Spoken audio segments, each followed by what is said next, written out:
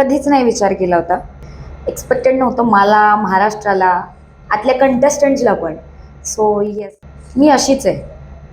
मी आहेच इतकी straight forward. मी आहे अशी आणि मे बी तेच ओरिजिनॅलिटी कुठेतरी लोकांना खपत नव्हती तिथे. पण त्या कधी शिव्या नव्हत्याच.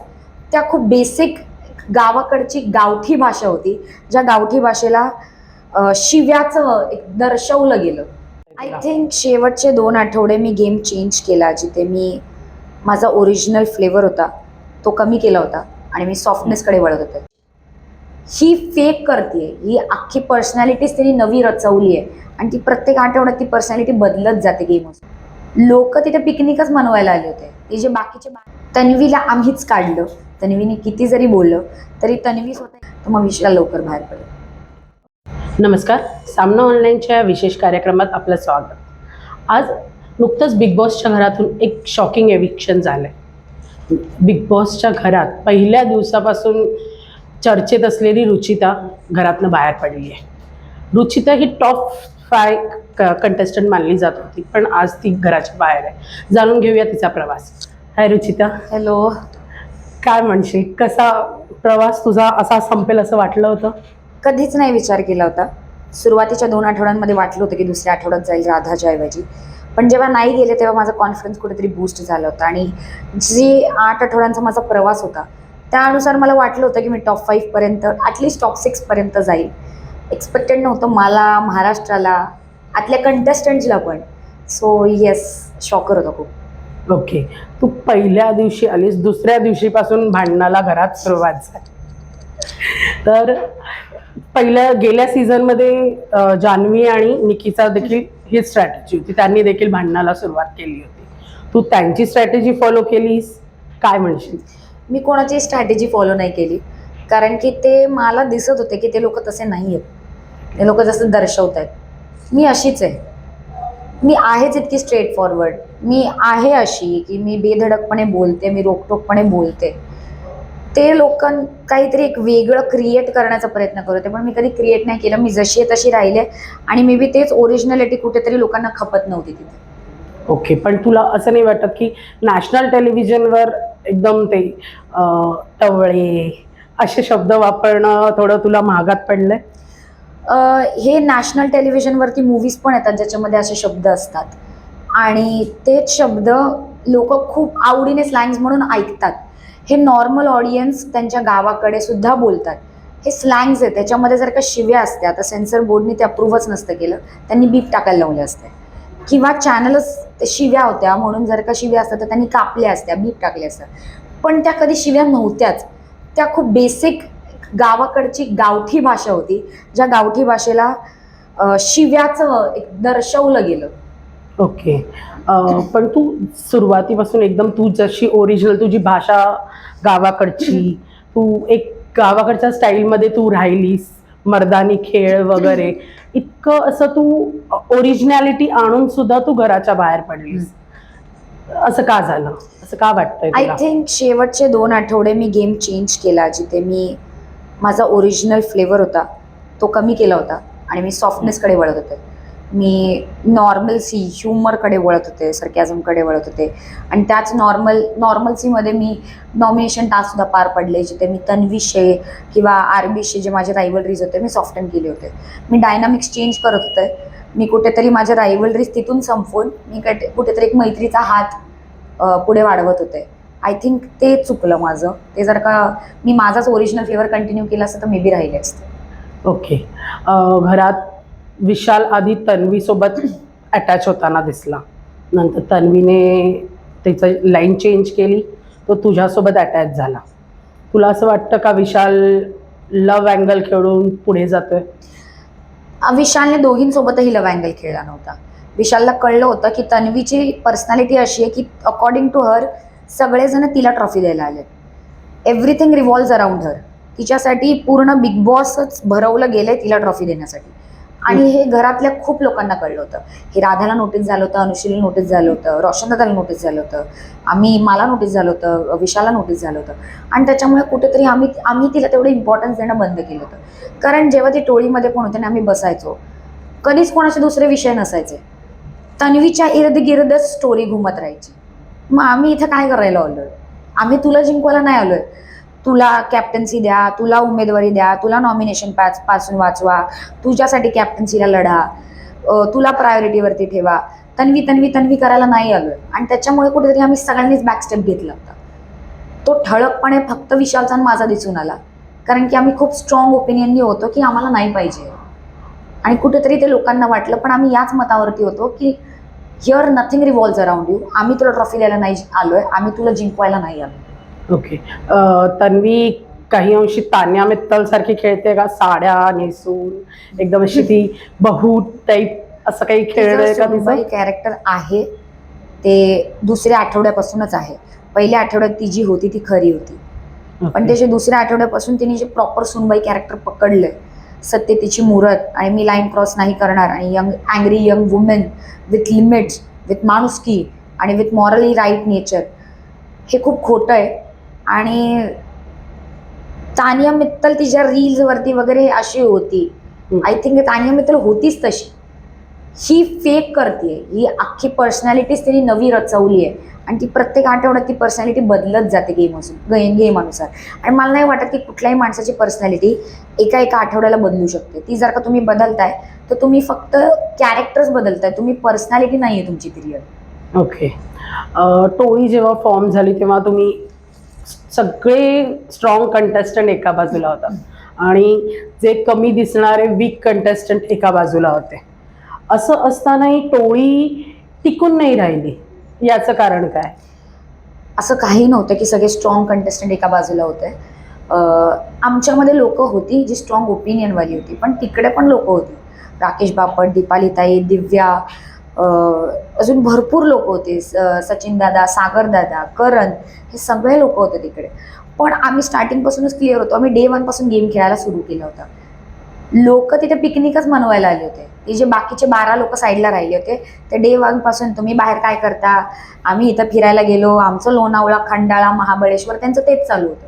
ते फक्त पिकनिकच करायला आलं होतं. त्यांचा गेम तेव्हा उलगडायला लागला जेव्हा बाल्कनीने काटा बनला. तोपर्यंत ते फिगर आउटच करत होते, टोळीला कसं हरवायचं, टोळीला कसं हरवायचं. त्यांचा गेम कधीच नव्हता की स्वतः कसं जिंकायचं. ते 12 लोक एकत्र यायची टोळीला हरवायला. टोळी तुटली नाही. टोळीमधल्या एका पर्सनमुळे ती फूट पडली. आमच्या तिघांमध्ये कधीच फूट नव्हती पडली. राधा घरी गेली, तन्वीला आम्हीच काढलं.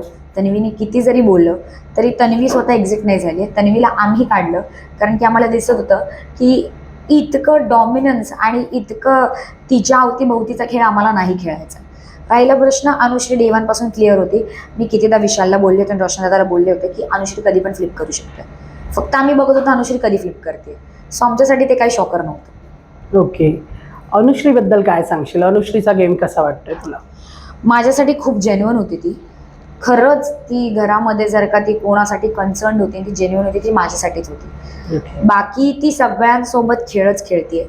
आणि तिचं असं आहे की जो वाहता प्रवाह आहे त्याच्या ऑपोजिटला जायचं.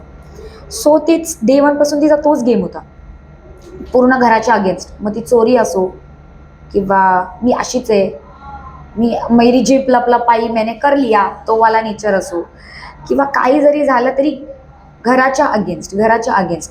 ते एका पॉईंटला संपलं. मग तिने नवीन ट्रॅक सुरू केला अनप्रेडिक्टेबिलिटीचा. कधी पण पलटायचं.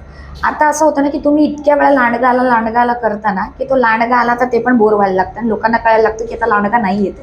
आणि आता तिच्या सिनेरिओमध्ये ते झालंय. ना ती टोळीची राहिली ना काट्याची राहिली. आता शी इज फाइंडिंग न्यू ऑप्शन्स की आता काय अनप्रेडिक्टेबल करता येईल. पण आता सगळे पत्ते तिने ऑलरेडी खोलून ठेवले. सो आय डोंट नो की आता ती काय नवीन गेम दाखवणार. ओके.